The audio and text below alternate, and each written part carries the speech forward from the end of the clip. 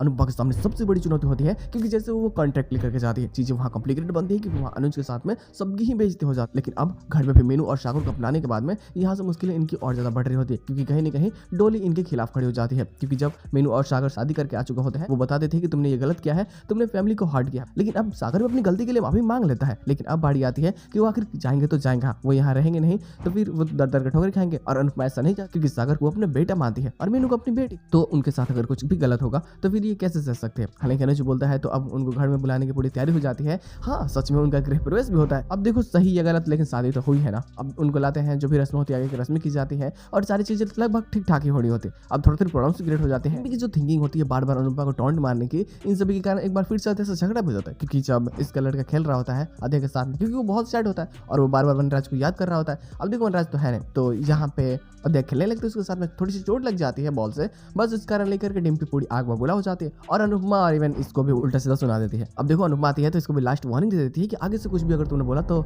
मार दे, घर से बाहर निकाल दूंगी, तो अपने औकात मत भूलना।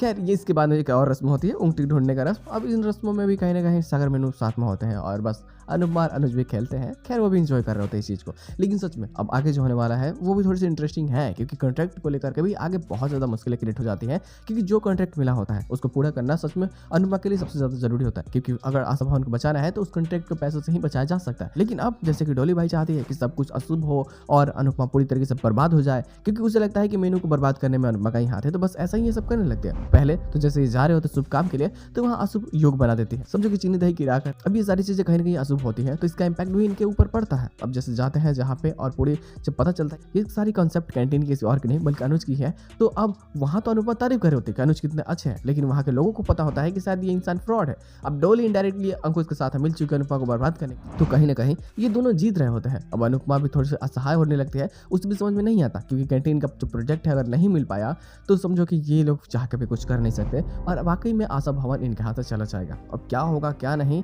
वैसे तो यहाँ पे बेइज्जती हो चुकी है कि अनुज फ्रॉड है और उसने बहुत ही घोटाला किया है, तो अब इस चीज़ को सही करना और इमेज को फिर से बनाना सच में बहुत ज़्यादा जरूरी होता है। और इसके लिए हो सकता है कि आगे कुछ ना कुछ कैरेक्टर्स की एंट्री हमें देखने को मिले जो सच में काफ़ी बेहतरीन और मजेदार हो गए, तो गुड लोग मजा तो आएगा, जो स्टोरी को डाइवर्ट कर सकते हैं। आई होप दैट कि आने वाले एपिसोड में कुछ हमें ऐसे भी प्लॉट्स देखने को मिलेंगे जिसमें कुछ फेमस कैरेक्टर की भी एंट्री होगी, जो शायद अनुज को अपनाने की कोशिश करेंगे। मजा आएगा। तो देखते हैं लोग आने वाले प्लॉट्स में और क्या चीज़ हो सकती है। तो बस आज का एपिसोड बस इतना ही, हम लोग मिलते हैं बहुत जल्द किसी नए वीडियो के साथ में, तब तक के लिए बाय।